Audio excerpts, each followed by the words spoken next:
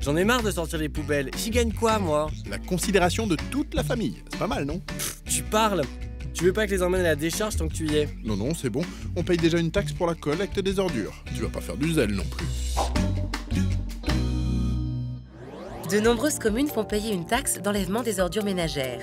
Alors, qui doit s'en acquitter? Cette taxe s'applique à toutes les propriétés soumises à la taxe foncière sur les propriétés bâties. Elle est donc due par toute personne propriétaire au 1er janvier de chaque année d'un bien construit. Elle figure sur l'avis de taxe foncière. Et si le logement en question est loué, que se passe-t-il? Le propriétaire peut en demander le remboursement au locataire au titre des charges récupérables. L'avis de taxe foncière est alors le justificatif à produire au locataire pour justifier du montant réclamé. En général, le locataire rembourse la taxe au prorata du nombre de jours d'occupation du logement dans l'année. Il peut exister des cas d'exonération de la taxe, notamment lorsque la propriété n'est pas desservie par la collecte des ordures ménagères. Cette taxe est d'abord perçue par le Trésor public pour le compte de l'État et ensuite reversée aux collectivités locales en charge de la collecte.